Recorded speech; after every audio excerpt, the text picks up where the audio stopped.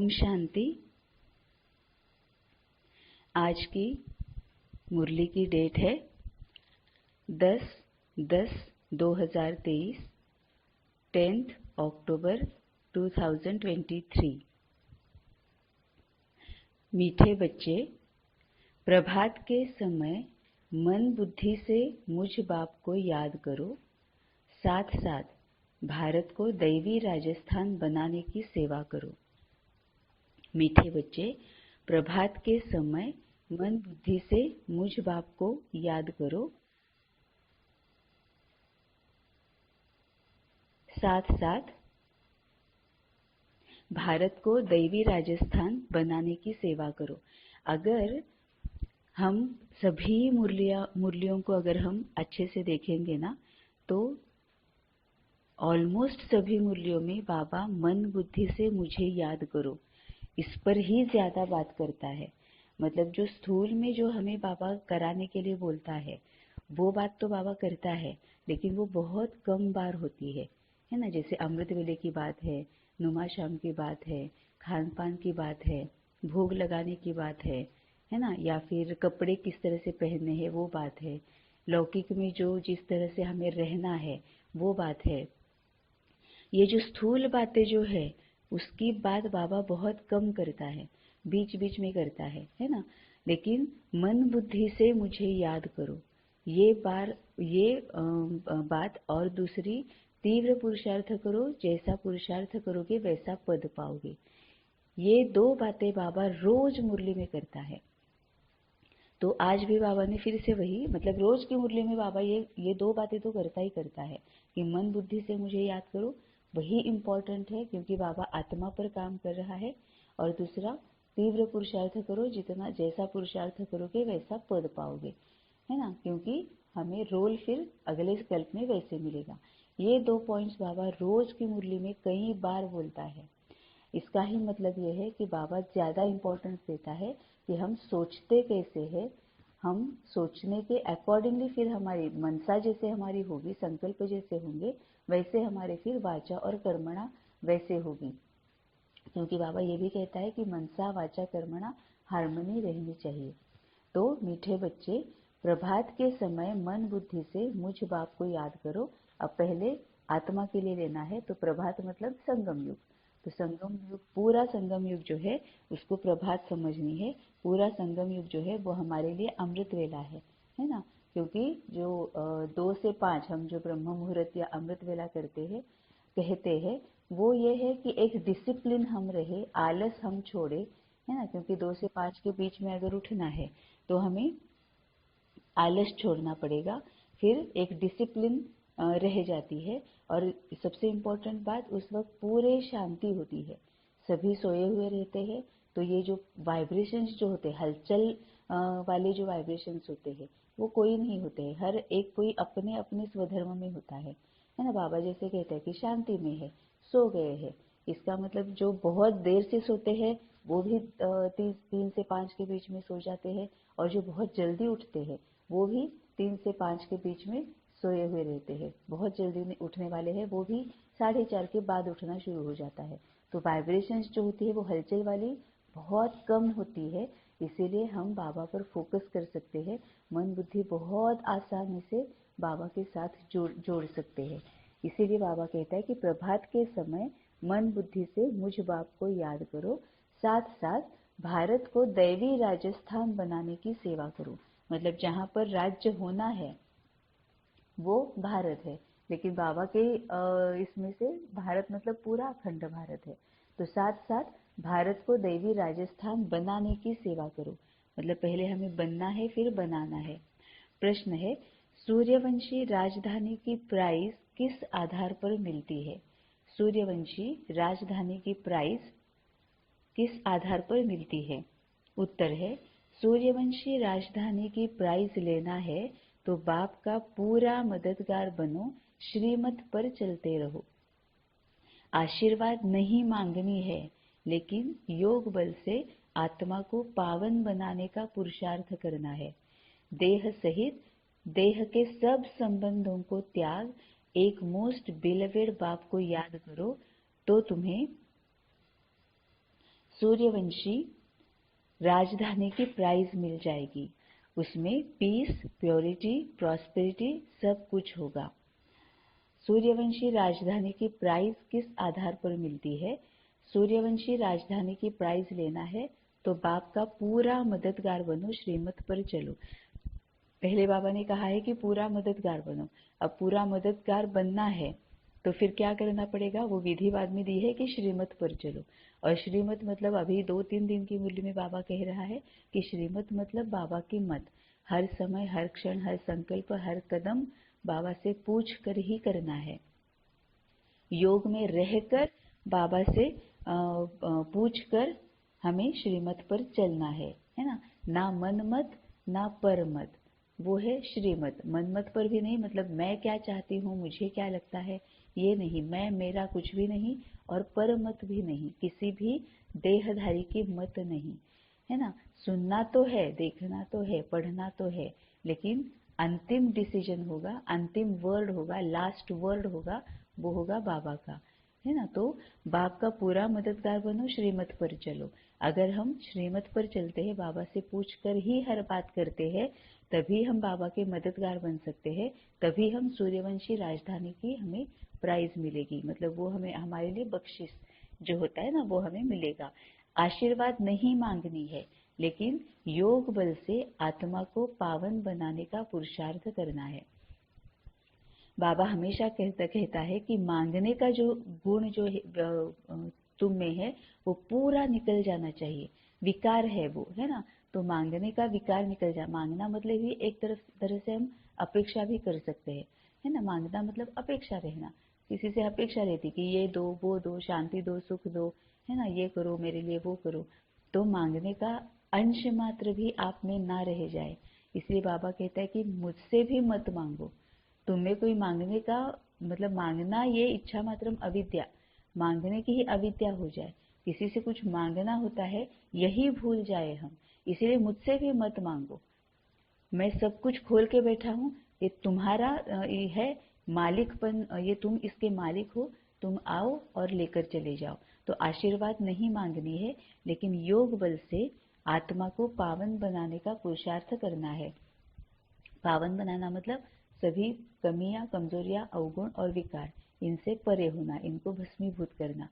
तो देह सहित देह के सब संबंधों को त्याग, एक मोस्ट बिलवेड बाप को याद करो, तो तुम्हें सूर्यवंशी राजधानी की प्राइज मिल जाएगी। मतलब ही मैं आत्मा हूँ, मेरा बाबा आत्मा है, उसके साथ मैं जुड़ी हुई हूँ, निरंतर जुड़ी हुई हूँ, और सभी मेरे आसपास जो है वो आत्माएं हैं। तो देह सहित देह के सभी संबंधों को त्याग कर, जो बाबा पिछले कई मुरलियों से कह रहा है कि ये मेरा चाचा, ये मेरा मामा, कोई भी रिश्तेदारी नहीं, सभी रिश्तों से उपराम एक सिर्फ मैं आत्मा और मेरा परमात्मा, मेरा बाबा, और बाकी की सभी आत्माएं। और किसी कार्मिक अकाउंट की वजह से हम इस रिश्ते में, इस जन्म में सिर्फ इस रिश्ते में आए हुए हैं। तो पिछले जन्म में जैसे पता नहीं कौन किसके साथ कौन से रिश्ते में थे, पता नहीं में अगले कल्प में, क्योंकि अब तो हमारा पावन जन्म, योग बल का जो पवित्र जन्म होता है, सतयुग का जो पहला जन्म है, वो हमारा हो चुका है ना। तो अगले जन्म में पता नहीं मैं किसके साथ किस रिश्ते में हूँ। तो अभी मर जीवा बन जाना है, किसी को भी रिश्ते से याद नहीं करना है, ना देखना है, हर कोई आत्मा है। तो देह सहित देह के सब संबंधों को त्याग, एक मोस्ट बिलवेड बाप को याद करो। जब तक हम देह सहित देह के सभी संबंधों को त्याग नहीं देते हैं, मतलब ही बाबा जो कहता है वैसे मन बुद्धि सबसे निकाल नहीं लेते हैं, ममत्व जहां जहां ममत्व है वो निकाल नहीं लेते हैं, तब तक हम बाबा को याद जैसे करना चाहिए वैसे कर ही नहीं सकते हैं, है ना। क्योंकि बीच बीच में बाबा कहता है कि बीच बीच में भी फिर ये देह के संबंध जो है वो बीच में हर्डल्स आते रहते, माया बनकर वो आते हैं। जब तक हम किसी देहधारी की याद में है, तब तक हम बाबा से डिस्कनेक्टेड है। तो देह सहित देह के संबंधों को त्याग, ये बाबा ने विधि बताई किसके लिए, अगर बाबा के साथ निरंतर जुड़ना है तो देह सहित देह के सब संबंधों को त्याग, एक मोस्ट बिलवेड बाप को याद करो, तो तुम्हें सूर्यवंशी राजधानी की प्राइज मिल जाएगी। उसमें पीस, प्योरिटी, प्रॉस्पेरिटी सब कुछ होगा। गीत है आखिर वह दिन आया आज। ओम शांति। ओम शांति का अर्थ तो तुम बच्चों की बुद्धि में रहता ही है। ओम शांति का अर्थ तो तुम बच्चों की बुद्धि में रहता ही है। ये एक वाक्य कहकर भी बाबा ने हमें एक्चुअली आशीर्वाद दिया है, बाबा ने हमें एक्चुअली वरदान दिया है कि ये तो तुम्हें याद रहता ही है ना, क्योंकि ये संकल्प जो है वही प्रत्यक्ष होते हैं और उसमें भी बाबा के संकल्प है, तो प्रत्यक्ष होंगे ही होंगे। बस उसके लिए विधि जो बाबा बताता है वो फॉलो करनी पड़ेगी ना, तो जो वो विधि फॉलो करेगा उसके लिए वो बाबा का जो संकल्प है वो प्रत्यक्ष होना ही है। तो ओम शांति का अर्थ तो तुम बच्चों की बुद्धि में रहता ही है। अब ये किन बच्चों की बुद्धि में रहेगा? जिनकी मन बुद्धि देह और देह से सभी संबंधित बातों से ऊपर होगी, उपराम होगी, है ना, उनकी बुद्धि में ओम शांति का अर्थ रहेगा, क्योंकि फिर वो बाबा से जुड़े हुए हैं, तो वो पूरी तरह से सोल कॉन्शियस है। बाप जो समझाते हैं वह इस दुनिया में सिवाय तुम्हारे और किसको समझ में नहीं आएगा। वह ऐसे समझेंगे जैसे कोई मेडिकल कॉलेज में नया जाकर बैठे तो कुछ समझ न सके, है ना। ऐसे कोई सत्संग होता नहीं जहां मनुष्य जाए और कुछ न समझे, क्योंकि ये पूरी बाबा हमें ईश्वरीय भाषा में बात करता है।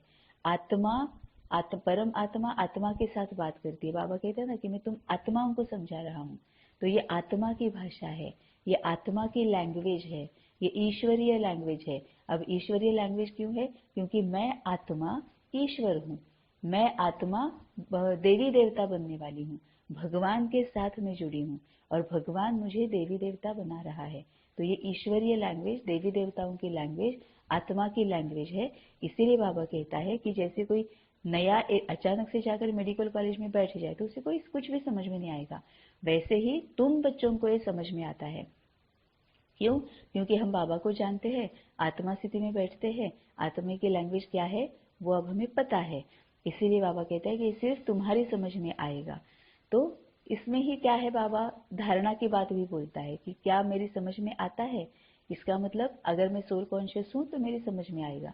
इसका ही मतलब है अगर मैं समझ में नहीं आ रहा है तो मैं सोल कॉन्शियस नहीं हूँ। आत्मा के लिए समझ में नहीं आ रहा है, इसका मतलब कहीं ना कहीं अभी बुद्धि मेरी, मन और बुद्धि देह और देह से संबंधित बातों में लगी हुई है ना। जैसे भक्ति मार्ग में हम करते आए हैं, जन्म जन्म से हम भक्ति मार्ग में स्थूल की जो बातें हैं वही करते आए हैं, तो वही अगर अभी हमारे मन बुद्धि में होगा तो हम सोल कॉन्शियस नहीं होंगे, तो फिर बाबा की बातें समझने में थोड़ा सा डिफिकल्ट हो जाएगा, है ना। इसीलिए देह और देह से संबंधित सभी बातों से मन बुद्धि निकालते हैं, तभी बाबा की बात समझ में पूरी तरह से आने लगती है।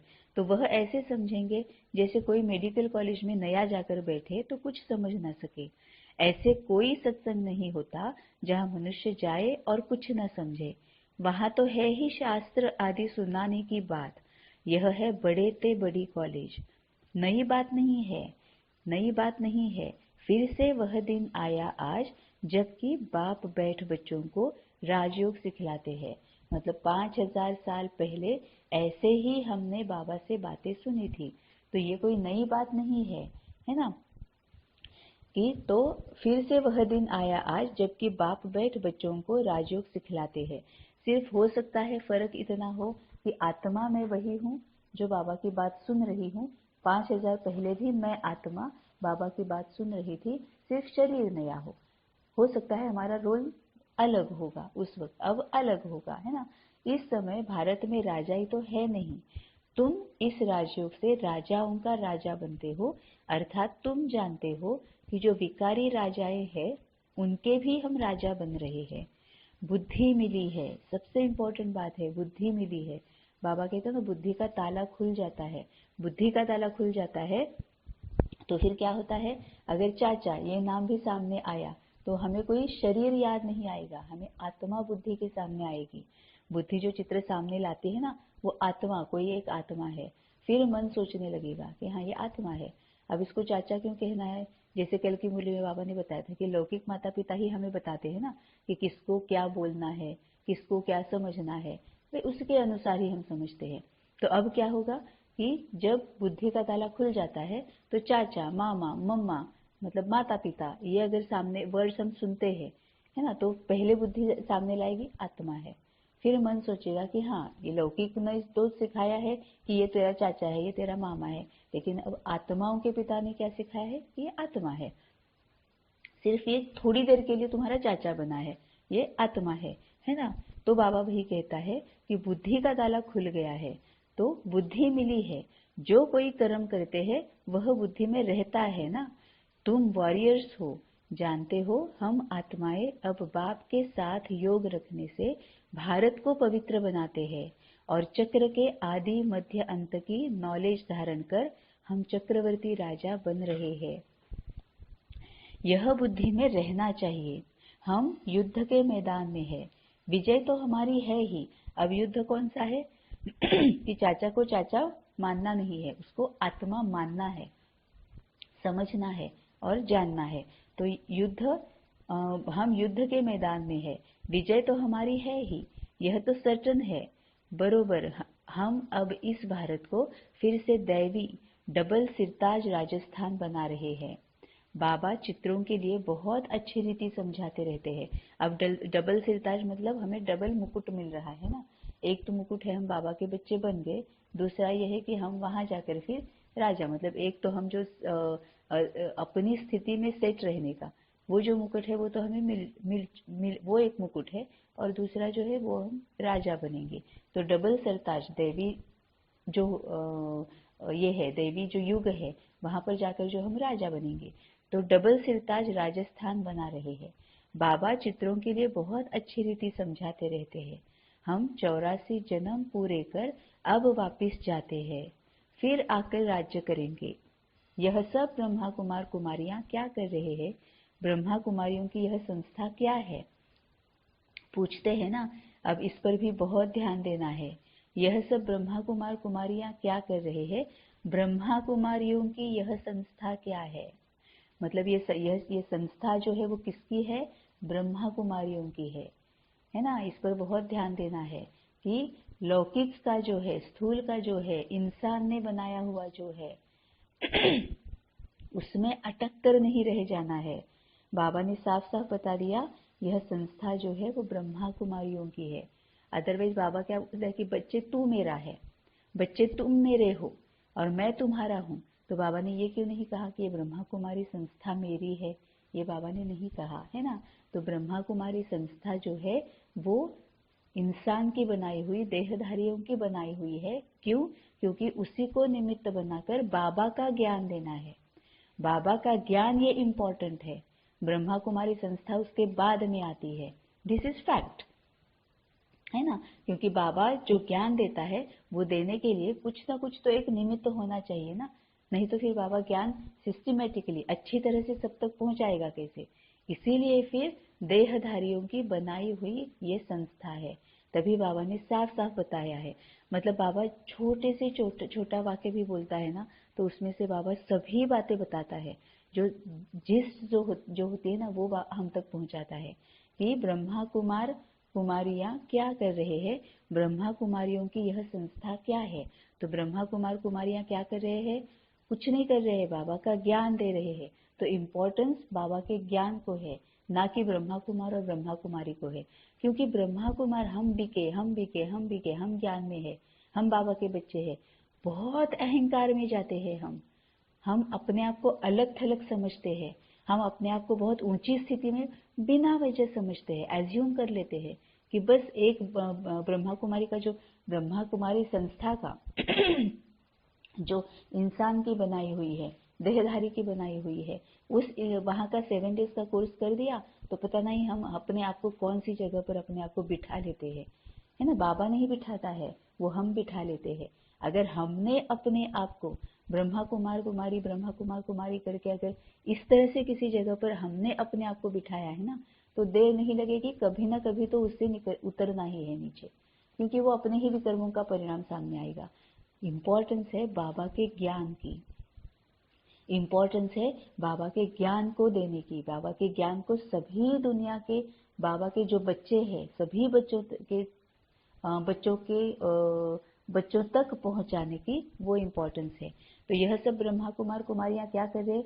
कुछ नहीं कर रहे, बाबा का ज्ञान दे रहे हैं, है ना। और जो बिल्कुल निमित्त मात्र बनकर निर्मल स्वभाव से निमित्त भाव से, निर्मल स्वभाव से बंद कर देता है, वही निर्माण चित्त हो जाता है, वही निर्माण करता है ना। जो निमित्त भाव में रहकर निर्मल स्वभाव से निर्माण चित्त बनकर, निर्माण चित्त मतलब चित्त में होना चाहिए कि बाबा कुछ निर्माण कर रहा है, इसीलिए मुझे निमित्त बनाकर बाबा कर रहा है, तभी निर्मल स्वभाव से मैं करूंगी। मैं ब्रह्मा कुमारी हूं, मैं कुछ नहीं कर सकती। अगर बाबा नहीं चाहेगा तो मैं कुछ भी नहीं कर सकती। बाबा कब चाहेगा? जब मैं प्रूव करूंगी कि बाबा मैं पूरी सरेंडर हूं, जो तू चाहता है वही होगा। ये जब बाबा को पक्का खातिरी होगी, तभी हम कुछ ना कुछ बाबा निमित्त बनाकर हमसे करा लेता है। तो ब्रह्मा कुमार कुमारियां क्या कर रहे हैं? निमित्त बनकर बाबा की नॉलेज दे रहे हैं। ब्रह्मा कुमारियों की यह संस्था क्या है? निमित्त बनकर बाबा की नॉलेज दे रहे हैं। पूछते हैं ना, बीके फट से कहती है कि हम इस भारत को फिर से दैवी राजस्थान बना रहे हैं श्रीमत पर। मतलब बाबा कभी भी चूकता नहीं है। बाबा ने सिर्फ अगर यही कहा होता कि हम, बीके फट से कहती है कि हम इस भारत को फिर से दैवी राजस्थान बना रहे हैं, इतना कहकर बाबा ने फुल स्टॉप नहीं दिया। बाबा ने आगे कहा श्रीमत पर, क्योंकि वो ब्रह्मा कुमारी संस्था खुद कुछ नहीं करेगी, कुछ नहीं कर सकती। ब्रह्मा कुमार कुमारी खुद कुछ नहीं कर सकते, बाबा ही उनसे करा रहा है। तो इम्पोर्टेंस ब्रह्मा कुमारी संस्था से पहले बाबा को है। तो मनुष्य श्री का अर्थ भी नहीं जानते हैं। तुम जानते हो श्री श्री शिव बाबा है, उनकी ही माला बनती है। यह सारी रचना किसकी है? क्रिएटर तो बाप हुआ ना। सूर्यवंशी चंद्रवंशी जो भी है, यह सारी माला है रुद्र शिव बाबा की। सब अपने रचता को जानते हैं, परंतु उनके ऑक्यूपेशन को नहीं जानते। वह कब और कैसे आकर पुरानी दुनिया को नया बनाते हैं, यह किसकी बुद्धि में भी नहीं है। वह तो समझते हैं कलयुग अभी बहुत वर्ष चलना है। अभी तुम जानते हो हम दैवी राजस्थान स्थापन करने के निमित्त बने हुए हैं। हम दैवी राजस्थान स्थापन करने के निमित्त बने हुए हैं। ये निमित्त भाव जो है ना, वो निरंतर, अगर हम बाबा के साथ रहेंगे तो निरंतर ये हमारे अंदर रहेगा, वो हमारा नेचुरल नेचर बन जाएगा कि बाबा करा रहा है। बरोबर दैवी राजस्थान होगा, फिर क्षत्रिय राजस्थान होगा। पहले सूर्यवंशी कुल, फिर क्षत्रिय कुल का राज्य होगा। तुमको चक्रवर्ती राजा रानी बनना है तो बुद्धि में चक्र फिरना चाहिए ना। मतलब बाबा ने जैसे कहा कि आदि मध्य अंत, पास्ट प्रेजेंट फ्यूचर। अब ये आदि मध्य अंत सिर्फ सृष्टि का नहीं है, ये आत्मा का भी है, ये सृष्टि का भी है, ये ड्रामा का भी है, ये अभी इसी क्षण का भी है कि पिछले क्षण में कैसी थी, अब इस वक्त में कैसी हूँ, और अगले क्षण में क्या बनूंगी, है ना। क्योंकि पिछले क्षण भी मुझे ब्रह्मा कुमारी संस्था स्थूल में है, देहधारियों की बनी हुई है, वो सेकंड नंबर पर आती है। उससे पहले बाबा फर्स्ट नंबर पर आता है। बाबा का नॉलेज फर्स्ट नंबर है, बाबा का नॉलेज प्रायोरिटी है। ये पिछले क्षण मुझे पता नहीं था, अब मुझे पता है। अब आगे मुझे क्या करना है वो डिसाइड करना है ना। तो आदि मध्य अंत जितना हम हर क्षण महसूस करेंगे कि मैं क्या कर रही थी, अब मैं क्या कर रही हूँ और मुझे क्या करना है ना। तो ये आदि मध्य अंत हर समय जब हम याद में रखेंगे, तभी हम चक्रवर्ती राजा बनेंगे, है ना। चक्रवर्ती मतलब ये जो चक्र है वो निरंतर जब घूमते रहेगा, तभी हम चक्रवर्ती राजा बनेंगे। तो तुमको चक्रवर्ती राजा रानी बनना है तो बुद्धि में चक्र फिरना चाहिए ना। मतलब एक बार समझ लिया कि हाँ सृष्टि ऐसी थी, अब ऐसी है, अब उसको क्या बनना है ना। कलयुग था, संगम युग है, सतयुग बनेगा। मैं पहले बिल्कुल कलयुगी थी, अब संगम युगी हूँ, अब मैं सतयुगी बनूंगी। इतना ही समझकर फुल स्टॉप नहीं लगाना है। हर क्षण, हर घड़ी, हर संकल्प वही चलना चाहिए कि मुझ में चेंज तो आ रहा है ना, मैं ज्यादा सोल कॉन्शियस बन तो रही हूँ ना, मैं ज्यादा बाबा के समीप तो जा रही हूँ ना, है ना। ये हर क्षण चलते रहना चाहिए कि पिछले क्षण से ज्यादा मैं अभी बाबा के समीप हूं कि नहीं हूं, सोल कॉन्शियस हूं कि नहीं हूं। ये जब बुद्धि में निरंतर फिरता रहेगा, तभी हम चक्रवर्ती राजा बनेंगे। तो तुमको चक्रवर्ती राजा रानी बनना है तो बुद्धि में चक्र फिरना चाहिए ना। तुम किसको भी इन चित्रों पर बहुत अच्छी रीति समझा सकते हो। यह लक्ष्मी नारायण अब समझा कब सकेंगे, जब हमें खुद पता होगा, है ना। तो निरंतर ये बुद्धि में चलनी चाहिए। आत्मा को सोने नहीं देना है, आत्मा को जगाए रखना है। बाबा कहता है ना कि आत्मा को जगाए रखो, खाया सोया तो सब कुछ गवा दिया, है ना। तो बाबा दे रहा है खाने के लिए, बाबा निरंतर खाने के लिए कुछ ना कुछ दे रहा है, उसको डाइजेस्ट भी करना है ना। जितना पैर चलते रहेंगे उतना डाइजेशन अच्छा होगा शरीर का, जितना पैर चलेंगे उतना डाइजेशन अच्छा होगा। वैसे जितना चर्निंग चलेगा उतना आत्मा में धारण होता जाएगा, है ना, वो समझ में आने लगेगा। तो तुम किसको भी इन चित्रों पर बहुत अच्छी रीति समझा सकते हो। यह लक्ष्मी नारायण सूर्यवंशी कुल और यह राम सीता है क्षत्रिय कुल। फिर वैश्य शूद्रवंशी पतित कुल बन जाते हैं, पूज्य फिर पुजारी बनते हैं। सिंगल ताज वाले राजाओं का चित्र भी बनाना चाहिए। यह एग्जीबिशन बड़ी वंडरफुल हो जाएगी। तुम जानते हो ड्रामा अनुसार सर्विस अर्थ यह एग्जीबिशन बहुत जरूरी है, तब तो बच्चों की बुद्धि में बैठेगा। नई दुनिया कैसे स्थापन हो रही है वह चित्रों द्वारा समझाया जाता है। बच्चों की बुद्धि में खुशी का पारा चढ़ना चाहिए। यह तो समझाया है सतयुग में आत्मा का ज्ञान है, सो भी जब बूढ़े होते हैं तब अनायास ख्याल आता है कि यह पुराना शरीर छोड़ फिर दूसरा नया शरीर लेना है। अब बाबा ने यहाँ पर क्या कहा कि नई दुनिया कैसे स्थापन हो रही है वह चित्रों द्वारा समझाया जाता है। बच्चों की बुद्धि में खुशी का पारा चढ़ना चाहिए, और ये सबसे ज्यादा खुशी का पारा पूरे ऊपर तक तभी चढ़ता है जब अंदर ये पता होता है कि मैं बाबा के लिए कुछ कर रही हूँ। अब मतलब जब ये सोचा जाता है, ये दिमाग में आता है, बुद्धि में ये जब आता है कि हाँ मैंने कुछ कर दिया, तो वो खुशी का पारा चढ़ता नहीं है। लेकिन कुछ भी करने के बाद जब ये हम बुद्धि में आता है कि मैंने बाबा के लिए कुछ कर दिया, तो खुशी का वो जो पारा होता है ना, उसका मेल किसी के साथ भी नहीं है ना। तो ये खुशी का पारा चढ़ना चाहिए, बच्चों की बुद्धि में खुशी का पारा चढ़ना चाहिए। यह तो समझाया है सतयुग में आत्मा का ज्ञान है, सो भी जब बूढ़े होते हैं तब अनायास ख्याल आता है कि यह पुराना शरीर छोड़ फिर दूसरा नया शरीर लेना है। मतलब इतना ही ज्ञान है। बाबा कौन है, मैं कौन हूँ, मैं आत्मा हूँ, वो परम पिता है, परमात्मा है, फिर ये सभी आत्माएं, ये कोई ज्ञान नहीं है। लेकिन यहाँ तक का ज्ञान तो बिल्कुल है, नहीं पक्का है कि मैं ये शरीर अब बूढ़ा हुआ है, ये इस शरीर को छोड़कर मैं दूसरा शरीर लेती हूँ।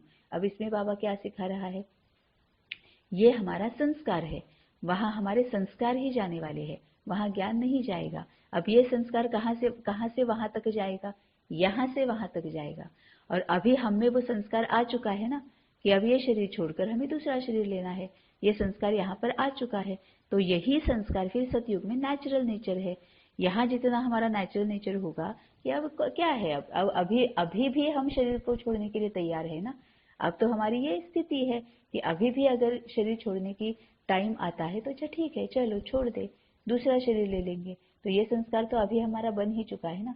तभी बाबा कहता है कि तुम्हारे संस्कार वहां जाएंगे, ज्ञान वहां नहीं जाएगा, है ना। तो ये हमारा संस्कार ही है कि शरीर बूढ़ा हो गया है, अब उसको छोड़ना है, दूसरा लेना है।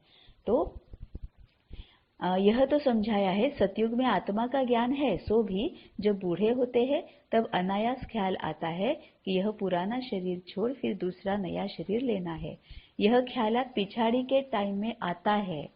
मतलब अभी बाबा बोल रहा है कि यहाँ पर भी वो पिछाड़ी के टाइम में आता है, बाकी सारा टाइम खुशी मौज में रहते हैं। पहले यह ज्ञान नहीं रहता है।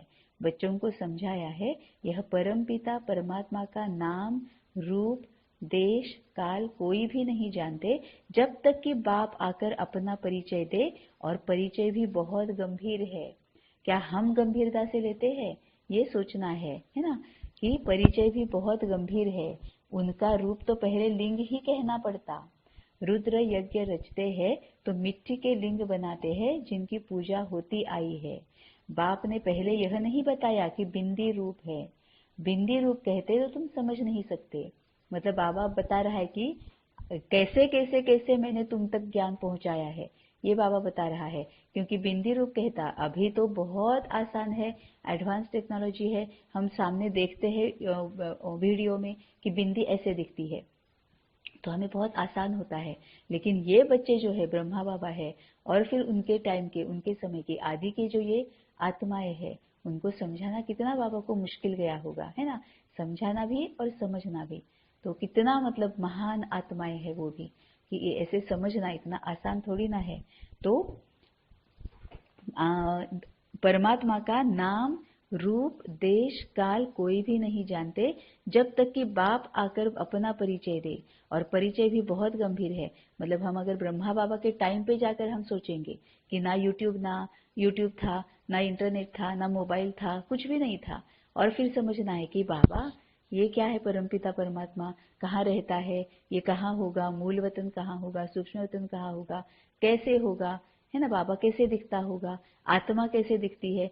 बाबा समझाने की तो बहुत कोशिश करता है, लेकिन समझना भी तो कितना गंभीर है, कितना वो डिफिकल्ट होता होगा उनको। तो उनका रूप तो पहले लिंग ही कहना पड़ता। रुद्र यज्ञ रचते हैं तो मिट्टी के लिंग बनाते हैं जिनकी पूजा होती आई है। बाप ने पहले यह नहीं बताया कि बिंदी रूप है। बिंदी रूप कहते तो तुम समझ नहीं सकते। जो बात जब समझानी है तब समझाते हैं, जो बात जब समझानी है तब समझाते हैं। अब इसमें भी बहुत गहरा मीनिंग है ना।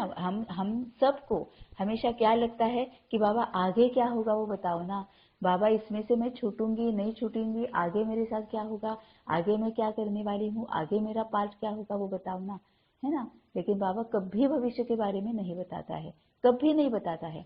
कितना भी हम उसको पूछने की कोशिश करें, बाबा ये जरूर बताएगा कि शांति रख, शांति में रहे, अभी कुछ भी मत सोचना, जो होगा आगे वो देखा जाएगा। तो अभी बस वो जो बात है ना उसको छोड़ दे, बस अभी छोड़ दे, तू कुछ भी पूछना मत, बाद में तुम्हारे सामने आता जाएगा, है ना। तो बाबा कहता है कि जो बात जब समझानी है तब समझाते हैं।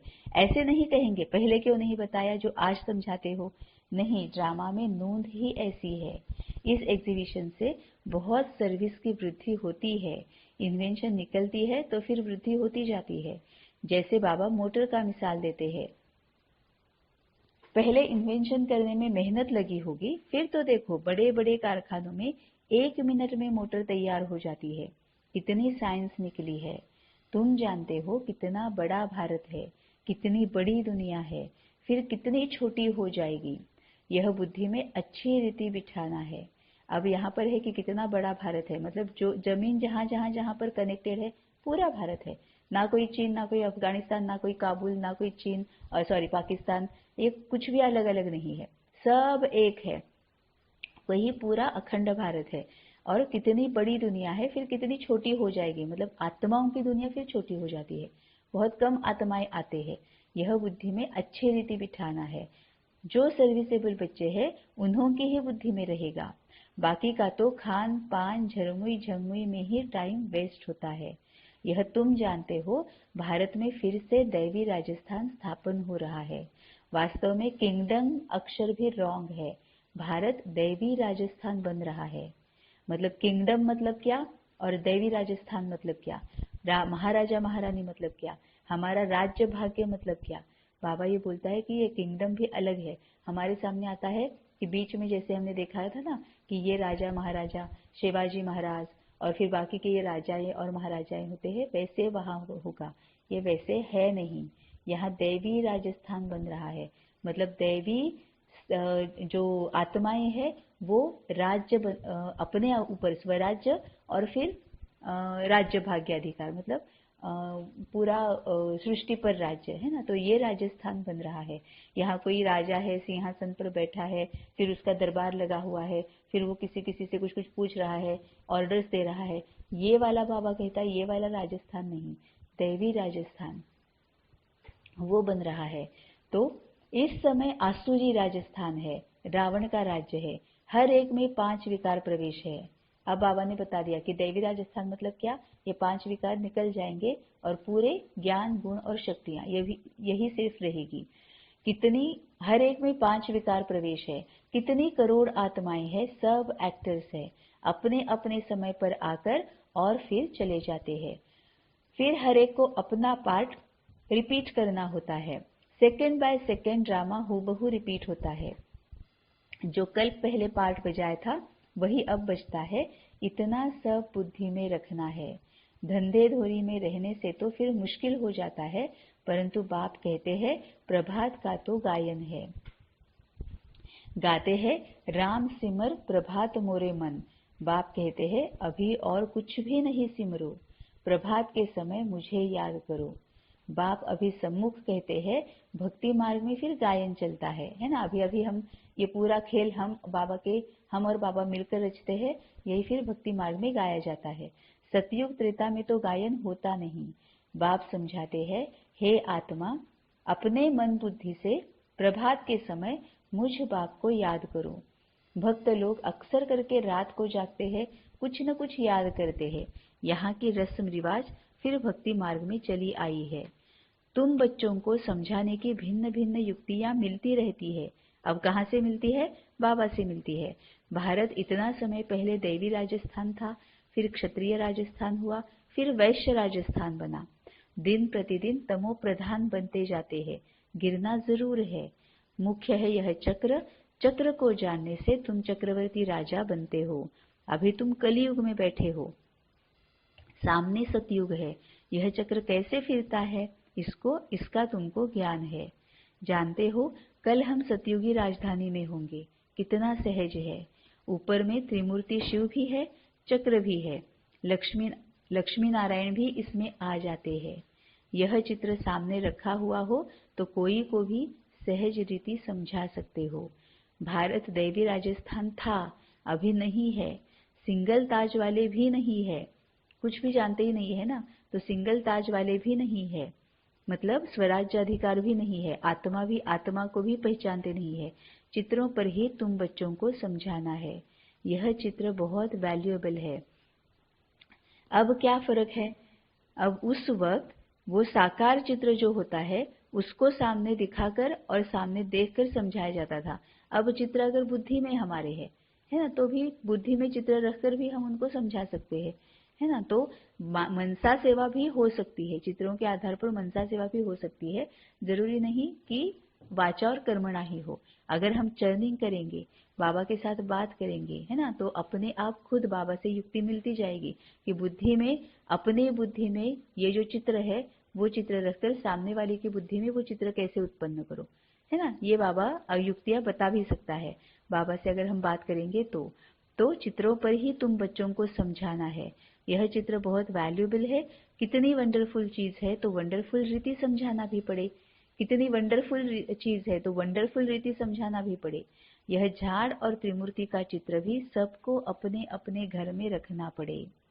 कोई भी मित्र संबंधी आदि आए तो इन चित्रों पर ही समझाना चाहिए। अब ये स्थूल में भी हो सकता है, आत्मा के लिए भी हो सकता है।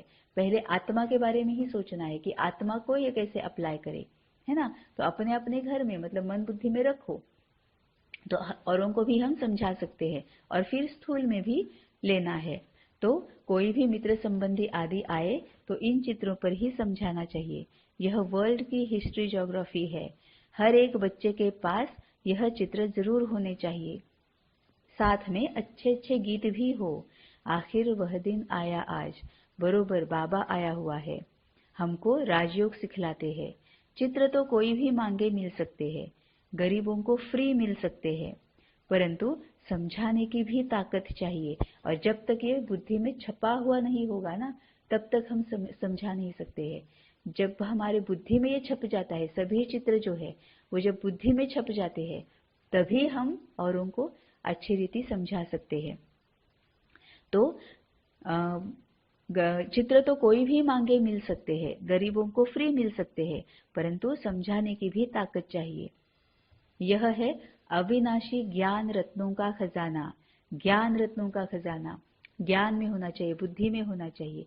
तो ये है अविनाशी ज्ञान रत्नों का खजाना।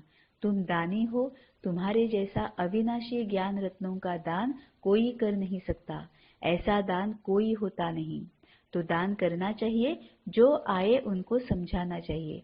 फिर एक दो को देख बहुत आएंगे। यह चित्र मोस्ट वैल्यूएबल चीज है, अमूल्य है।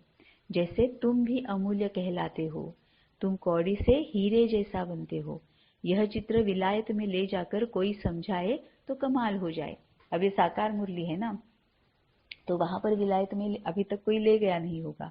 तो बाबा कहता है कि यह चित्र विलायत में ले जाकर कोई समझाए तो कमाल हो जाए।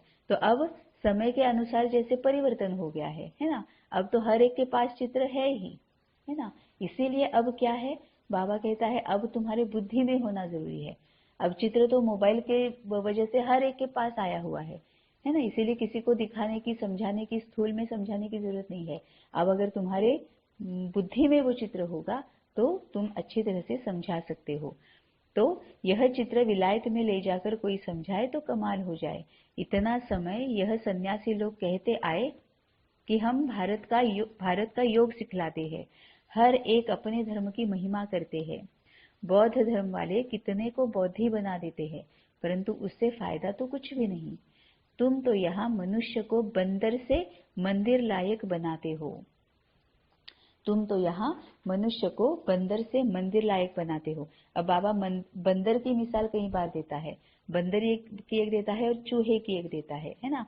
तो बंदर की मिसाल इसीलिए देता है क्योंकि सभी जो लिविंग बींग्स है पूरी सृष्टि पर, जो भी लिविंग बींग है ना, उनमें से सभी सबसे ज्यादा विकारी और पतित जो है ना, वो बंदर को कहा जाता है ना। बहुत देहभान में रहता है, एक दूसरे को देखकर, मतलब बंदर ऐसा है जो इंसान की भी मिमिक्री करना छोड़ता नहीं है। इंसान जैसे करता है ना, वैसे वो देखकर वो भी करता रहता है, गुलाटियां मारते रहता है। तो बंदर है सबसे विकारी है, सबसे देहभान में है ज्यादा। वो अपने आप में नहीं रहता है, बस उसको थोड़ा सा भी अगर ये करो, वो हमने उसको पाला हुआ भी अगर नहीं है तो भी वो इंसानों को देख कर ना कुछ ना कुछ करते रहता है। बाकी के पशु पक्षी जो है वो ऐसे नहीं होते हैं, वो अपना अपना अपना अपना करते रहते हैं, अपने अपने रूटीन में वो मस्त रहते हैं। अगर हम उनको सिखाएंगे तभी वो सीखते हैं। लेकिन बंदर ऐसा है, उसको सिखाने की भी जरूरत नहीं होती है, वो अपने में नहीं रहेगा। वो यहाँ वहां हमें देखते कुछ ना कुछ वो सीख जाता है। मतलब बहुत ज्यादा देह वाहन में रहता भी है और देहधारियों के प्रभाव में भी आता है। इसलिए बंदर को सबसे ज्यादा विकारी कहा जाता है ना। और चूहे का मिसाल भी बाबा देता है। चूहे की जो है उपमा जो है, एग्जाम्पल है, वो देता है। क्यों? क्योंकि चूहा ऐसा है जो पूरी सृष्टि में जितने भी प्राणी मात्र है, मनुष्य से इंक्लूडिंग ह्यूमन बीइंग, जितने भी सजीव है, उन सब में चूहा एक ही ऐसा प्राणी है जो जब काटता है ना तो समझ में नहीं आता है। चूहे की एक खासियत होती है, जब वो काटता है तो उसके पहले उसकी जो सलाइवा है या जो फूंक मारता है, उससे ना जहां पर उसने काटना है वहां का वो एनास्थेशिया जैसे हो जाता है पूरा। मतलब वो उसमें कोई ये नहीं रहता है, अरे उसको क्या कहते हैं, एनास्थेशिया लेने के बाद जो होता है ना कि अनकॉन्शियस हो जाते हैं हम, तो वैसे वहां पर हो जाता है। उसमें काटने का जो मुझे याद नहीं आ रहा है वर्ड बाबा, वो जो एनास्थेशिया लेने के बाद कैसे हो जाता है, वैसे हो जाता है। काटने का जो दर्द होता है ना वो महसूस नहीं होता है। तो ये सिर्फ चूहे का होता है। और बाबा चूहे की मिसाल इसलिए देता है क्योंकि बाबा कहता है ये जो विकार है ना वो चूहे के जैसे होते हैं। वो कब धीरे धीरे धीरे तुम्हारे अंदर आकर बैठ जाते हैं और तुम्हारा नेचुरल नेचर बन जाते हैं, वो तुम्हें समझ में भी नहीं आता है। जैसे चूहा काटने के बाद जब खून निकलने शुरू हो जाता है ना, तभी समझ में आता है कि चूहे ने हमें काट लिया, है ना। रात को कई बार कई लोगों के साथ ये होता है कि रात को चूहा काट कर चला जाता है, उनको समझ में नहीं आता है, क्योंकि वो जो फूंक मारता है या फिर वो जो सलाइवा उसकी होती है, उसमें ये होता है कि वो वहां पर बधिर, मराठी में उसको बधिर कहा जाता है, वो समझ में नहीं आता है, ऐसे लगता नहीं है, दर्द नहीं होता है, उस वक्त दर्द नहीं होता है। तो बाबा कहता है ये जो विकार है ना वो भी ऐसे ही है। सबसे पहली बार हमने कब झूठ बोला, किसी को याद नहीं है। सबसे पहले बार जलन की भावना कब आई थी, किसी को याद नहीं है ना। सबसे पहले बार मैंने किसी के साथ बहुत गलत कब किया था, किसी को हमें याद नहीं आएगा। क्योंकि ये जो सभी कमियां, कमजोरियां, विकार, अवगुण ये जो है ना वो चूहे की तरह होते हैं, हमें अनकॉन्शियस बनाते हैं और फिर हमारे अंदर धीरे धीरे घुस जाते हैं ना। पहले पहले झूठ बोलना बहुत अच्छा लगता है क्योंकि कुछ बातों को हम टालते हैं, कुछ बातों से रन अवे करते हैं, भाग जाते हैं, है ना। कुछ बातों में ऐसे लगता है कि चलो चलो चलो कितनी अच्छी बात हुई, है ना। कैसे हम बोलते हैं कि कुछ बातें ऐसी होती है जिसमें झूठ बोलना सही है ना। सत्य बोलने से अगर किसी को दुख हो रहा है, किसी को तकलीफ हो रही है तो झूठ बोलो, है ना। इसका मतलब क्या है, झूठ बोलने की जो ये कमजोरी जो है ना, ये अवगुण जो है, वो हमने क्या कर दिया, अपने आप को क्या समझाया कि नहीं नहीं, कुछ बातों में तो अगर सामने वाले के बहुत दुख हो रहा है तो झूठ बोलकर उसको बाद में उसको फिर ये करना चाहिए। तो उसने हमें फिर अनकॉन्शियस बना दिया, बधिर कर दिया हमको इस कमजोरी ने, और हमारे अंदर घुस गया। फिर एक बार झूठ बोला, फिर 10 बार बोला, 100 बार बोला, अपनी नेचुरल नेचर बन गई। अब आते जाते बिना वजह हम झूठ बोलने लगते हैं, है ना। इसीलिए बाबा फिर चूहे की मिसाल देता है कि ये अवगुण जो है, विकार है, कमियां कमजोरी चूहे की तरह होती है। कब आपके अंदर घुस जाएगी और आपका हिस्सा बन जाएगी, आपको भी समझ में नहीं आएगा। तो बाबा बंदर की और चूहे की बहुत ज्यादा मिसाल देते हैं। तो तुम जो बंदर हो, मतलब क्या है, किसी को भी देखा उसके जैसे बन गए। अभी भी हमें आदत होती है ना। अभी भी हम कितनी ही बार हमें ये दिमाग में, बुद्धि में कम आता है कि मुझे पापा जैसा बनना है ना। हमारे दिमाग में क्या आता है कि हाँ, वो जो भाई है ना उनके जैसे बनना है, वो जो दीदी है ना उनके जैसे बनना है ना। इसका मतलब अभी भी कहीं ना कहीं वो अंश मात्र जो होता है कि देहधारियों के प्रभाव में रहना, है ना, वो इसीलिए बाबा बंदर की मिसाल देता है कि वो बहुत ज्यादा देहधारियों के प्रभाव में रहता है। हम अब बाबा उसको मंदिर लायक बना रहे हैं, मतलब पूरा सोल कॉन्शियस बना रहे हैं, है ना। तो देह भान से देही अभिमानी बना रहे हैं। तो तुम तो यहाँ मनुष्य को बंदर से मंदिर लायक बनाते हो। अब बाबा ये हमें बता रहा है। तो पहले सेल्फ चेकिंग करनी पड़ेगी कि मैं बंदर हूँ या मंदिर लायक हूँ, है ना। मैं देहधारियों के प्रभाव में आता हूँ, मुझे इसके जैसा बनना है, मुझे उसके जैसा बनना है, ये करती हूँ, या मुझे बाबा जैसे बनना है, ये मैं करती हूँ। तो सबसे पहले सेल्फ चेकिंग ये होगी कि मैं बंदर जैसी हूँ या मंदिर लायक हूँ, और फिर हम औरों को बना सकते हैं। क्योंकि ये बहुत, बाबा कहता है ना कि सीरियस लेने वाली बात है, गंभीर बात है ये, है ना। तो तुम तो यहाँ मनुष्य को बंदर से मंदिर लायक बनाते हो। अब बाबा ने आशीर्वाद दे दिया है। अब बाबा का संकल्प चला है, वो आशीर्वाद ही है, वो पक्का कभी ना कभी सही होने ही वाला है। लेकिन अब जो इसकी विधि फॉलो करेंगे उसके लिए ये वरदान प्रत्यक्ष हो जाएगा। तो भारत में ही संपूर्ण निर्विकारी थे। भारत गोरा था, अभी भारत काला है। कितने मनुष्य है, सतयुग में तो बहुत थोड़े होंगे ना। संगम पर ही बाप आकर स्थापना करते हैं, राजयोग सिखलाते हैं। उन बच्चों को ही सिखलाते हैं जिन्होंने कल्प पहले भी सीखा था। क्योंकि ऑब्वियसली ये होता है। अभी अगर इस संगम में अगर मैं बाबा के पास आई हूँ, मैंने अगर बाबा को महसूस किया है, मैं अगर बाबा की बच्ची बन गई हूँ, तो सबसे पहले दिमाग में यही आता है कि बाबा कल्प कल्प मुझे तेरा ही बनना है।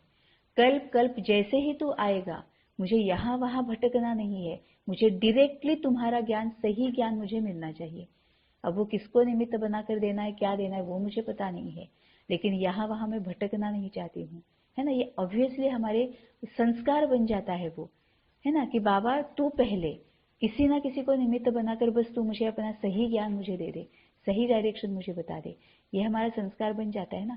तो अगले संगम में, मतलब हमें रोल भी फिर ऐसे ही मिलेगा कि अगले संगम में बाबा जैसे ही आएगा, यहाँ वहां भटकते बिना, यहाँ वहां भटके बिना हम बाबा के बन ही जाएंगे, है ना। इसीलिए बाबा कहता है कि जिन्होंने कल्प पहले सीखा है वही अभी आकर सीखेंगे, है ना। क्योंकि उनको पता है कि ये सीखना क्या है। तो वो हमारे मन में अंदर तक घुस कर रह जाता है कि बाबा जैसे ही तू आएगा ना, बस मुझे तुम्हारे पास आना है। तो उन बच्चों को ही सिखलाते हैं जिन्होंने कल्प पहले भी सीखा था। स्थापना तो होनी ही है। बच्चे रावण से हार खाते हैं, फिर रावण पर जीत पाते हैं। कितना सहज है। तो बच्चों को बड़े चित्र बनवाकर उस पर सर्विस करनी है। बच्चों को बड़े चित्र बनवाकर उस पर सर्विस करनी चाहिए। बड़े बड़े अक्षर होने चाहिए, दिखना चाहिए। यहाँ से भक्ति मार्ग शुरू होता है। जरूर जब दुर्गति पूरी होगी तब तो पाप सदगति करने आएंगे। बाबा ने समझाया है, ऐसे कभी भी किसको नहीं कहना कि भक्ति ना करो। बाबा ने समझाया है, ऐसे कभी भी किसको नहीं कहना कि भक्ति ना करो। नहीं, बाप का परिचय दे समझाना है, तब तीर लगेगा। तुम जानते हो महाभारत लड़ाई क्यों कहा जाता है? क्योंकि यह बड़ा भारी यज्ञ है। इस यज्ञ से ही यह लड़ाई प्रज्वलित हुई है। बाबा ने साफ साफ बता दिया है कि किसी को भी ये नहीं कहना है कि भक्ति ना करो। जो कुछ भी चल रहा है वैसे ही चलने देना है। अब क्यों वैसे करना है? क्योंकि एक धक से जब हम छोड़ने की कोशिश करते हैं, एक धक से जब हम तोड़ने की कोशिश करते हैं, तो वो छूटता है ना टूटता है। और ज्यादा के ही कार्मिक अकाउंट्स हम क्रिएट करते हैं, है ना। और ये हम अगर अपने आप को उस रोल में रखेंगे ना, तो इजीली समझ पाएंगे कि अभी हम बाबा के पास आए हैं, अभी हमें पूरे ज्ञान का पता चल गया है, हमने ये अब माना भी है ना, पूरा भरोसा हमने रखा है, पूरा भरोसा हमें हो गया है कि ये बाबा का ऐसे ऐसे बाबा ने बताया है वही सही है ना। अब इसीलिए अब अगर हम हमारे परिवार वालों को कहेंगे कि अब ऐसे ऐसे है, अब हम ये सब कुछ छोड़ेंगे, अगर हमारे साथ कोई और करेगा, है ना, युगल या बच्चे अगर बाबा के पास जाएंगे, उनको बाबा सही लगा, उनका बाबा पर भरोसा हो गया, एक धक से अगर वो आकर हमें बताएंगे कि ये जो है ना, ये मूर्ति रखी है, ये फोटोज रखे हैं, देवी देवताओं का जो कुछ भी चल रहा है वो कुछ नहीं होगा, खान पान का ये जो होता है ना वो कुछ नहीं होगा, अभी 7 बजे 8 बजे 9 बजे पता नहीं कितने बजे उठते हो, अब से ये कुछ नहीं चलेगा, एकदम से 3 बजे उठना है, क्या हम मानेंगे? हम बिल्कुल नहीं मानेंगे। पता नहीं हम कैसी कैसी बातें बोलेंगे, यहाँ तक कि बाबा को भी पता नहीं, बाबा के बारे में भी कितनी गलत गलत बातें बोलेंगे कि ऐसे कभी होता है क्या, ये कौन है, कौन सिखाता है, ये भी बोलेंगे, है ना। तो और हम ये अपेक्षा कैसे रख सकते हैं, जो कुछ हम नहीं कर सकते वो हम ऐसे कैसे अपेक्षा रख सकते हैं कि औरों ने करना चाहिए, नहीं होगा, है ना। और बाबा कहता है कि जो विधि युक्त जो होगा ना वही सही होगा, वही हमेशा के लिए रहेगा, वो फिर चेंज नहीं होगा, है ना। युक्ति युक्त होना चाहिए, हर बात विधि युक्त होनी चाहिए, है ना। विधि से ही सिद्धि प्राप्त होती है, बाबा कई मूल्यों में कहता है कि विधि से ही सिद्धि प्राप्त होगी। तो स्टेप बाय स्टेप ही अगर हम जाएंगे तभी ज्यादा के कार्मिक अकाउंट्स क्रिएट किए बगैर पहले के कार्मिक अकाउंट्स को सेटल कर पाएंगे। जब इस तरह से कार्मिक अकाउंट्स इस तरह से सेटल होंगे तो हमें कभी भी किसी को भी याद नहीं आएगी, क्योंकि कार्मिक अकाउंट्स जैसे जैसे खत्म होते जाएंगे, याद क्यों आएगी, याद ही नहीं आएगी। इसका मतलब जिसकी याद आती है उसके साथ कार्मिक अकाउंट्स है, आती है याद, अचानक से किसी के बारे में थॉट आता है तो वो उसके साथ कार्मिक अकाउंट है ना। अब अगर कोई हमने अगर विधि युक्त हम चल रहे हैं, कार्मिक अकाउंट्स खत्म हो गए, ना याद आएगी, ना मन बुद्धि उसमें रहेगी, ना ममत्व रहेगा, तो बाबा के पास, बाबा की तरफ पूरा फोकस हो जाएगा, है ना। इसीलिए विधि युक्त चलना बहुत जरूरी है। इसीलिए बाबा ने समझाया है कि कभी भी किसको नहीं कहना कि भक्ति ना करो। बाबा कहता है जो कुछ भी तुम्हारा चलते आ रहा है वैसा चलने दो, बस अब तुम क्या करो, पूरे ज्ञान युक्त होकर वो विधि करो, जो भी कर रहे हैं ना वो समझो कि हम क्या कर रहे हैं, हम क्यों कर रहे हैं, बाबा ने क्यों, ये हम क्यों करते हैं, बाबा ने क्या इसके बारे में बोला है, वो अच्छी तरह से समझ बूझ कर, सोच समझ कर वो करते रहो। और होगा ये कि तुम्हारी वाइब्रेशंस की वजह से, तुम्हारे मनसा वाचा कर्मणा की वजह से, है ना, तुम जो सेवा करे उसकी वजह से सभी समझ जाएंगे, और जब वो खुद समझ जाएंगे तभी वो चेंज कर पाएंगे। अगर खुद नहीं समझेंगे, तुम बताने जाओगे तो वो चेंज नहीं होंगे। तो हमें बताकर चेंज नहीं करना है, हमें बस उन्हें बताते रहना है, वो खुद जब समझ जाएंगे वो चेंज हो जाएंगे। तो बाबा ने समझाया है, ऐसे कभी भी किसको नहीं कहना कि भक्ति ना करो, नहीं, बाप का परिचय दे समझाना है तब तीर लगेगा। तुम जानते हो महाभारत लड़ाई क्यों कहा जाता है, क्योंकि यह बड़ा भारी यज्ञ है, इस यज्ञ से ही यह लड़ाई प्रज्वलित हुई है, यह पुरानी दुनिया खत्म होनी है, यह बातें तुम्हारी बुद्धि में है। मनुष्यों को पीस प्राइज मिलती रहती है, परंतु पीस तो होती नहीं, है ना। शांति का रिवॉर्ड मिलते रहता है ना, लेकिन शांति होती नहीं है। वास्तव में पीस स्थापन करने वाला तो एक ही बाप है, उनके साथ तुम मददगार हो, प्राइज भी तुमको मिलनी है, बाप को थोड़े ही प्राइज मिलती है, बाप तो है देने वाला, तुमको नंबरवार पुरुषार्थ अनुसार प्राइज मिलती है, बेशुमार बच्चे होंगे।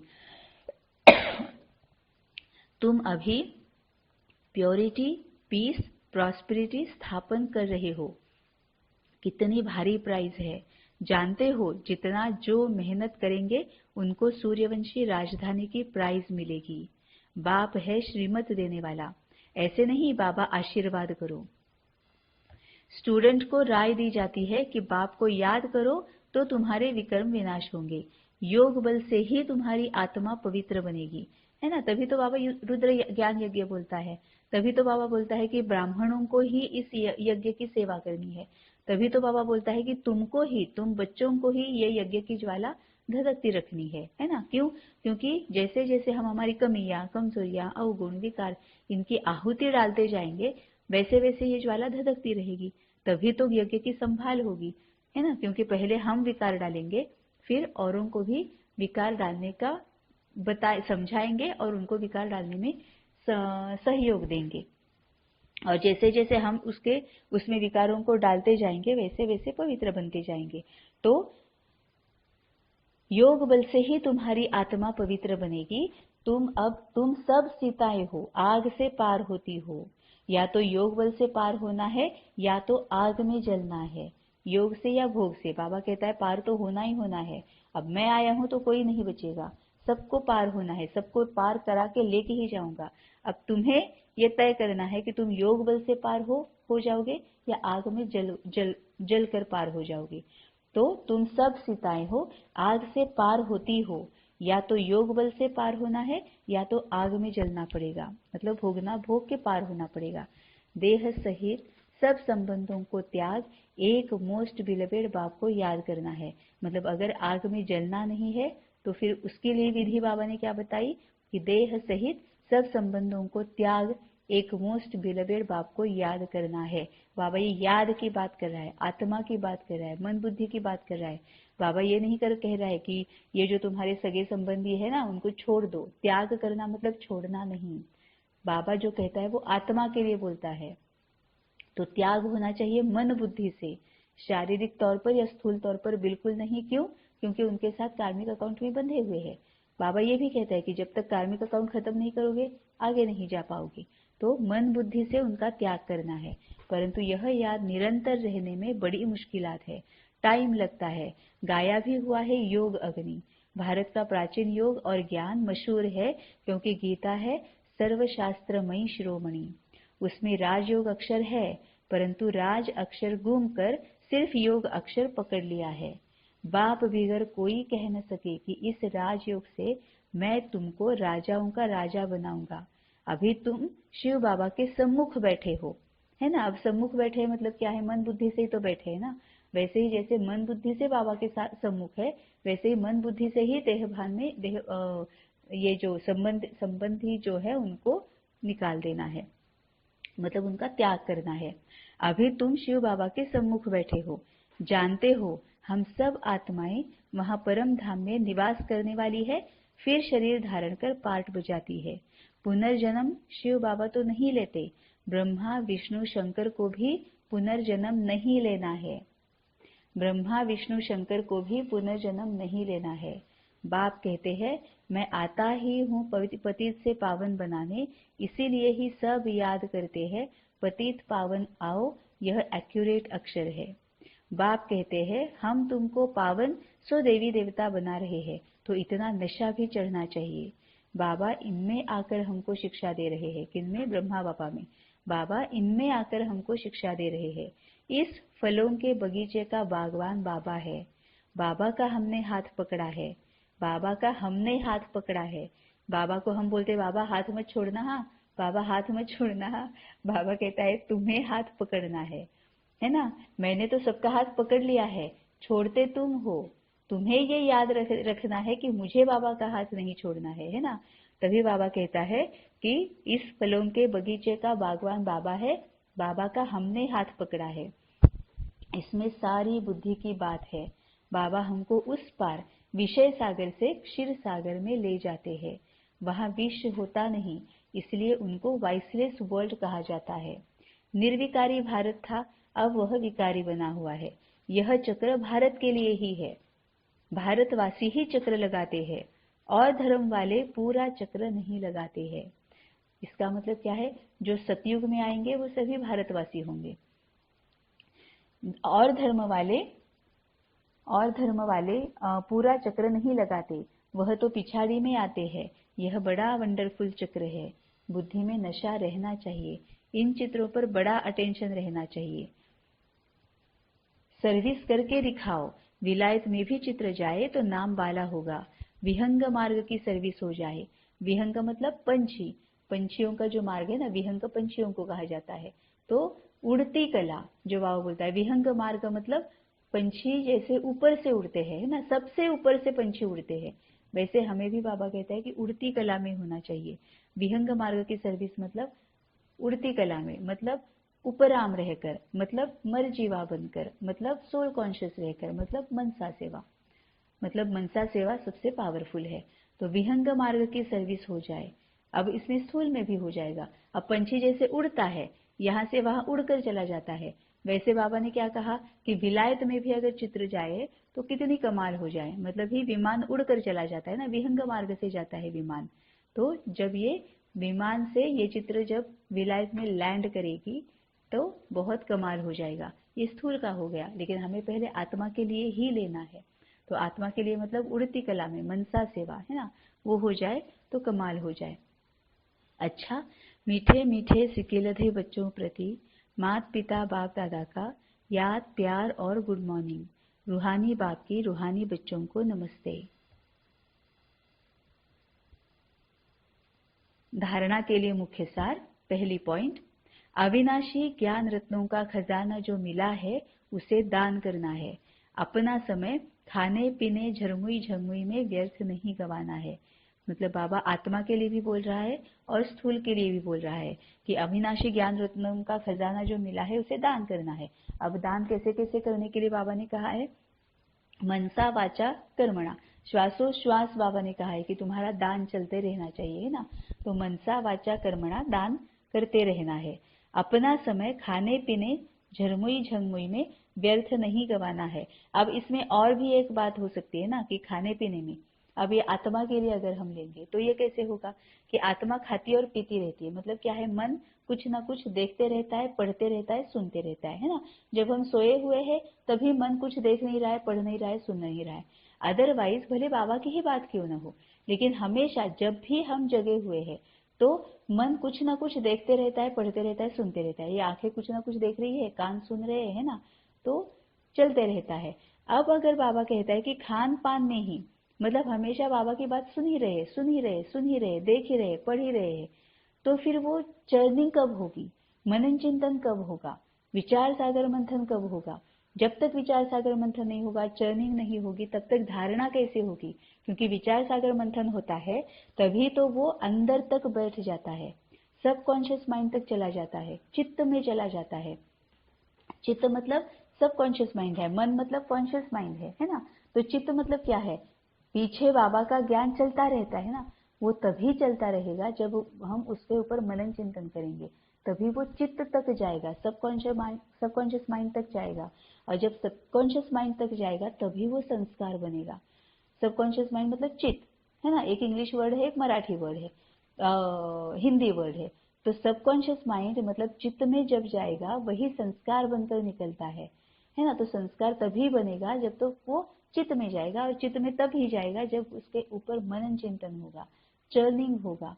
हम अगर खाने पीने ही खाते खा ही रहे हैं, पी रहे हैं, मतलब ये एक वीडियो क्लिप हो गई, अब दूसरी हो गई, अब तीसरी हो गई, फिर मुरली हो गई, फिर इसकी हो गई, फिर उसकी हो गई, है ना, फिर मुरली पढ़ ली, फिर और कुछ ये एक किसी ने भाई ने कहा, फिर और वो किसी दीदी ने कहा, फिर वो किसी और दादी की वीडियो क्लिप सुन ली या पढ़ ली, देख ली।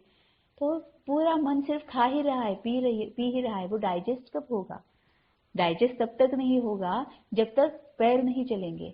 तो जब तक खुद का मनन चिंतन, खुद के पैर है ना, तो खुद का मनन चिंतन होना चाहिए ना। जब तक शरीर के लिए भी जब तक खुद के पैर नहीं चलेंगे तब तक वो डाइजेस्ट ठीक से नहीं होगा। और ये फुल प्रूफ है, जब हम बैठे बैठे रहते हैं तो हमारा डाइजेशन ठीक नहीं होता है, या फिर जब हम बीमार होते हैं, लेटे लेटे हैं, या जो हम देख रहे हैं कि जो बहुत बूढ़े लोग जो है, या फिर जो बीमार जो लोग हैं, वो जब लेट जाते हैं तो उनका खाना पीना ही उसके अकॉर्डिंग देना पड़ता है ना, कि अभी मैं चल नहीं रहा हूँ, घूम फिर नहीं रहा हूँ, तो डाइजेशन भी उतना ठीक नहीं होगा। इसीलिए मुझे वही खाना चाहिए जितना, जैसे लेटे लेटे मैं जिसको डाइजेस्ट कर पाऊंगा, है ना। तो जब तक शरीर के खुद के पैर नहीं चलते हैं तब तक शरीर का खुद का डाइजेशन ठीक नहीं होता है। वैसे ही मन का खुद का चर्निंग जब तक नहीं चलेगा, वैसे मन में जो अंदर तक जाना है, संस्कार जो बनना है, धारणा में जो आना है, वो नहीं आएगा, है ना। इसीलिए अपना समय खाने पीने, ये आत्मा के लिए हो गया। तो इसके लिए बाबा कहता है कि अपना समय खाने पीने में झरमुई झंगमुई में व्यर्थ नहीं गंवाना है। दूसरी पॉइंट है, कौड़ी जैसे मनुष्यों को हीरे जैसा बनाने की सेवा करनी है। सेवा करनी है, बहुत इंपॉर्टेंट वर्ड है ये। कौड़ी जैसे मनुष्यों को हीरे जैसा बनाने की सेवा करनी है। बाप से आशीर्वाद या कृपा मांगनी नहीं है, उनकी राय पर चलते रहना है। अब ये क्या है? कौड़ी जैसे मनुष्यों को हीरे जैसा बनाने की सेवा करनी है। तो सबसे पहले तो हमें बनना है, फिर बनाना है, उसमें भी सेवा करनी है। जब सेवा होती है, वो सेवा किसको कहा जाता है? जिसमें कोई भी अपेक्षा नहीं है। मतलब मैं इनको बता रही हूँ तो ये सुन ही रहे हैं, ये भी अपेक्षा नहीं होनी चाहिए। मैं इनको बता रही हूँ तो ये अब इस पर चलना शुरू ही करेंगे, अब इनमें चेंज आएगा ही, अब ये इस पर भरोसा रखेंगे ही, अब ये बाबा के बच्चे बन ही जाएंगे। ये भी अपेक्षा है, और जहां पर अपेक्षा है वो सेवा नहीं है। सेवा मतलब जो निरपेक्ष की जाती है, निस्वार्थ बुद्धि से की जाती है, वही सेवा होती है ना। तो बाबा निमित्त बनाकर जिसके सामने लेके जा रहा है, वो बाबा के साथ जुड़े रहकर जो भी बाबा बुलवाना चाहता है वो बस बोल देना है। ये निर्माण भाव रखना है कि बाबा का काम है तो वो हुआ ही पड़ा है, कब होगा ये पता नहीं है, और उसके ऊपर सोचना भी नहीं है, क्योंकि बाबा कहते हैं भविष्य के बारे में सोचो भी मत, प्रेजेंट में रहो, है ना। तो कौड़ी जैसे मनुष्यों को हीरे जैसा बनाने की सेवा करनी है। बाप से आशीर्वाद या कृपा मांगनी नहीं है, मतलब मांगना कुछ भी नहीं है। लेकिन बाबा साथ साथ ये कहता है कि उनकी राय पर जरूर चलते रहना है। जो कुछ भी कर रहे हैं वो उनकी राय लेकर ही करना है। हर कदम, हर क्षण, हर संकल्प, कदम होता है शरीर का, संकल्प मन का, एक एक संकल्प मतलब मन का एक एक कदम है। वो हर एक संकल्प वाला कदम बाबा से पूछ कर ही उठाना है।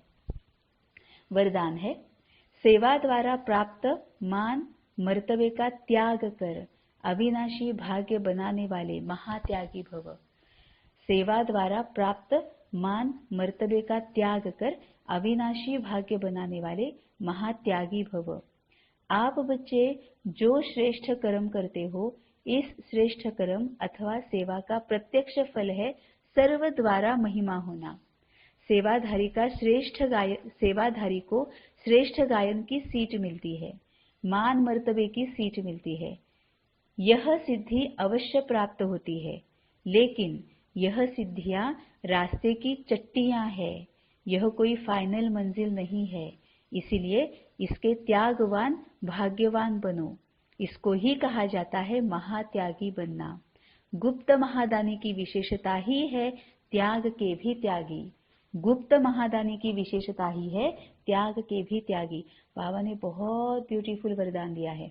मतलब ये अगर हम फॉलो करेंगे ना, ये विधि फॉलो करेंगे और ये वरदान अगर प्रत्यक्ष हो जाएगा, तब तो बस बेड़ा पार, है ना। बाप के समीप, मतलब बस समीप ही समीप। तो बाबा क्या कह रहा है कि आप बच्चे जो श्रेष्ठ कर्म करते हो, इस श्रेष्ठ कर्म अथवा सेवा का प्रत्यक्ष फल है सर्व द्वारा महिमा होना, है ना। ये तो अभी हम सभी एक्सपीरियंस कर रहे हैं कि कुछ भी अगर हम ऐसा बोलते हैं जो बाबा का ज्ञान है, जो वो बोलते हैं, सबको इतना अच्छा लगता है, फिर सभी महिमा शुरू करते हैं कि आप ऐसे हो, आप ऐसे हो, आप ऐसे हो, सभी महिमा शुरू करते। ये है प्रत्यक्ष फल, है ना। सर्व द्वारा महिमा होना। बाबा कहता है ये प्रत्यक्ष फल तुमने जो कर्म किया है श्रेष्ठ कर्म, या तुमने जो सेवा की है उसका तुम्हें ये प्रत्यक्ष फल मिल गया कि तुम्हारी महिमा होने लगी। सेवाधारी को श्रेष्ठ गायन की सीट मिलती है। जो सेवाधारी है उनका गायन होता रहता है ना। मान मर्तबे की सीट मिलती है। यह सिद्धि अवश्य प्राप्त होती है, लेकिन यह सिद्धियां रास्ते की चिट्टियां है, यह कोई फाइनल मंजिल नहीं है। मतलब हमें सिद्धियां प्राप्त नहीं करनी है, हमें फाइनल मंजिल तक पहुंचना है। फाइनल मंजिल है बाप समान बनना। बीच में कौन क्या बोल रहा है, कौन क्या कह रहा है, कौन क्या नहीं कह रहा है, कोई एक्नॉलेज कर रहा है, कोई नहीं कर रहा है ना। कौन कितनी महिमा कर रहा है, क्या महिमा कर रहा है, कोई फर्क नहीं पड़ता है ना। क्योंकि फाइनल मंजिल हमारी है बाप समान बनना। बाबा को क्या फर्क पड़ता है? बाबा को हम इतना बाबा के पास जाते हैं, तुम बाबा ऐसे हो, तुम बाबा वैसे हो, बाबा मुझे तुम ऐसे लगते हो, बाबा मैं तुम्हारे साथ ये है वो है। बाबा को क्या फर्क पड़ता है? मतलब बाबा को अच्छा लगता होगा, पता नहीं, है ना। लेकिन बाबा को क्या फर्क पड़ता है? बाबा निरहंकारी है, बाबा उसके लिए नहीं करता है। हम बच्चे उसकी महिमा करें, इसके लिए बाबा कुछ नहीं करता है। बाबा इसलिए करता है कि बच्चे तुम मेरे हो, तुम्हें सुख शांति मिले ये मैं चाहता हूं, और तुम्हें सुख शांति मिले इसीलिए मैं तुम्हें बताता हूं कि तुम ये करो। है ना। इतना बाबा निरहंकारी है, निर्विकारी है, बाबा अपने लिए कुछ भी नहीं चाहता है ना। वैसे ही मान मर्तबे की सीच मिलती है, यह सिद्धि अवश्य प्राप्त होगी, लेकिन यह सिद्धियां रास्ते की चट्टियां हैं। रास्ते में जो चट्टियां होती है ना, रास्ते में जो होते हैं कि यहाँ पर थोड़ी देर हॉल्ट कर दिया, फिर आगे चले गए, फिर थोड़ी देर यहाँ पर हॉल्ट किया, फिर आगे चले गए, ये तो है रास्ते की चट्टियां हैं, यह कोई फाइनल मंजिल नहीं है। इसीलिए इसके त्यागवान भाग्यवान बनो, इसको ही कहा जाता है महात्यागी बनना। अब इसका त्याग करना है, इसके कई सारे एंगल्स हैं। इसका मतलब ये है कि अगर कोई हमारी महिमा करते भी है, इमीडिएटली वो बाबा तक पहुंच जानी चाहिए कि बाबा देखो ये आत्मा क्या बोल रही है, आपने जो बताया उनको अच्छा लगा, आपने जो बताया उनको फायदा हुआ, बाबा ये देखो क्या बोल रहे हैं, है ना। और दूसरा ये भी हो सकता है कि उससे हमें खुशी नहीं होनी चाहिए। हाँ, मतलब खुशी नहीं होनी चाहिए, मतलब कैसी है, बाबा को बताकर फिर खुश होना चाहिए कि बाबा तुम्हारा उनको समझ में आ गया, ये खुश होना अलग बात है। लेकिन जब ये होता है कि हम अपने लिए खुश हो जाते हैं, तो फिर क्या होता है, किसी और को अगर हम बताएंगे और वो खुश नहीं होंगे तो फिर हम डाउन हो जाएंगे, है ना। इसका मतलब उस खुशी के ऊपर हम डिपेंडेंट हो रहे हैं कि अब मैं बताऊंगी, फिर उनको अच्छा रहेगा, फिर वो महिमा करेंगे, फिर मैं खुश हो जाऊंगी। वो डिपेंडेंसी हो रही है, वो विकार है, वो कमजोरी है, वो अवगुण है ना। इसीलिए खुश नहीं होना है, बाबा को बता देना है, और बाबा का ज्ञान समझ में आ गया, इसीलिए बाबा के लिए और उस आत्मा के लिए खुश होना है कि चलो इनकी समझ में आ गया, है ना। तो यह कोई फाइनल मंजिल नहीं है, इसीलिए इसके त्यागवान भाग्यवान बनो, इसको ही कहा जाता है महात्यागी। और गुप्त महादानी की विशेषता ही है त्याग के भी त्यागी, है ना। अब ये गुप्त महादान मतलब पूरी मनसा सेवा। अब कई बार हम देखते हैं कि मनसा सेवा की वजह से कई सारों के कई सारे काम हो जाते हैं, कई सारों को कई सारे बातें पूरी तरह से क्लियर हो जाती है, लेकिन वो हमने मनसा सेवा, बाबा ने हमें निमित्त बनाकर मनसा सेवा की है, तो हमें ये भी नहीं किसी को पता चलता है ये किसकी मनसा सेवा से हो रहा है ना। और हम बताना भी नहीं चाहते हैं कि हमें निमित्त बनाकर बाबा ने कौन सी मनसा सेवा की, क्या की। इसका ही मतलब यह है कि हम किसी के सामने आना ही नहीं चाहते हैं। इसीलिए बाबा कहता है कि वो सबसे अच्छी, सबसे पावरफुल सेवा जो सही रीति में होती है वो मनसा सेवा ही है। क्यों? क्योंकि उसमें हमें ये भी नहीं है कि कोई मुझे देखे, कोई मुझे महसूस करे, कोई मुझे देखे कि ये कितना बड़ा काम कर रहे हैं, ये भी हमें कोई अपेक्षा नहीं है। हम बिल्कुल भी सामने नहीं आना चाहते हैं, हम छुप कर सेवा कर रहे हैं। क्यों? क्योंकि बाबा भी वही कर रहा है, बाबा छुप कर सेवा कर रहा है। बाबा कभी किसी के सामने नहीं आता है ना, बाबा बस महसूस कराते रहता है। तो जो बाबा सेवा करा रहा है, वैसे जब हम मनसा सेवा करेंगे तो बाबा कहता है कि गुप्त महादानी की विशेषता ही है त्याग के भी त्यागी। मतलब जितना हम ऐसे महात्यागी बनते जाएंगे ना, वैसे गुप्त सेवा जो है, मनसा सेवा जो है, वो और ज्यादा बनने लगेगी। वाचा और कर्मणा की तरफ कम ध्यान जाएगा कि ये करना ही है, वाचा में आना ही है, कर्मणा में आना ही है ना, ये कम आ जाएगा। हम महादानी, गुप्त महादानी मतलब मनसा सेवा पर ही अपने आप ही हमारा वहां वो सेवा ज्यादा होगी। स्लोगन है, फरिश्ता बनना है तो साक्षी हो, हर आत्मा का पार्ट देखो और सकाश दो। फरिश्ता बनना है तो साक्षी हो, हर आत्मा का पार्ट देखो और सकाश दो। अभी ऊपर जो बाबा ने कहा है ना कि गुप्त महादानी अगर बनना है तो, है ना, तो बाबा वही बात कह रहा है कि फरिश्ता बनना है तो साक्षी हो। यहाँ पर एक कौन सी इंपॉर्टेंट शक्ति यूज करने के लिए बाबा कह रहा है? परखने की शक्ति, है ना। फरिश्ता बनना है तो साक्षी हो, हर आत्मा का पार्ट देखो। साक्षी होकर देखो मतलब उसके प्रभाव में नहीं आना है, वो उसमें कौन से विकार है या फिर उसमें कौन से गुण है। क्योंकि अगर कोई गुणी आत्मा है, महान आत्मा है ना, उसके भी प्रभाव में नहीं आना है। क्यों? क्योंकि वो भी देहधारी ही है और हमें किसी भी देहधारी के प्रभाव में नहीं आना है। क्यों? क्योंकि उसको हमें अपना नेचुरल नेचर बनाना है। क्यों? क्योंकि सतयुग में, त्रेता युग में ये कोई प्रॉब्लम नहीं होगी, लेकिन विकार में अगर अंश मात्र भी हम में है कि हम किसी देहधारी के प्रभाव में आ रहे हैं, तो द्वापर में हम जल्द से जल्द हम द्वापर में आ जाएंगे। द्वापर में आना मतलब विकार में आना, तो हम जल्द से जल्द हम विकार में आ जाएंगे, मतलब हम द्वापर में आ जाएंगे। और अगर हमने ये नेचुरल नेचर बना है कि हम किसी भी देहधारी के प्रभाव में नहीं आते हैं, वो कितना भी अच्छा हो, हम प्रभाव में रहते सिर्फ बाबा के ही। ये अगर हमारा नेचुरल नेचर है तो उस वक्त भी ये जो गुण है, ये जो संस्कार जो है, ये जो दैवी संस्कार, दैवी शक्तियां हैं, वो लंबे समय तक चलेगी। फिर तो फरिश्ता बनना है तो साक्षी हो, हर आत्मा का पार्ट देखो और सकाश दो, मतलब वाचा और कर्मणा में कम आकर मनसा सेवा ज्यादा करनी है, सकाश सेवा ज्यादा करनी है। इसी को ही बाबा कहता है कि गुप्त महादानी, है ना। और बाबा उसी को कहता है कि ये विशेषता, गुप्त महादानी की विशेषता उनमें है जो महात्यागी है, वही सबसे भाग्यवान है।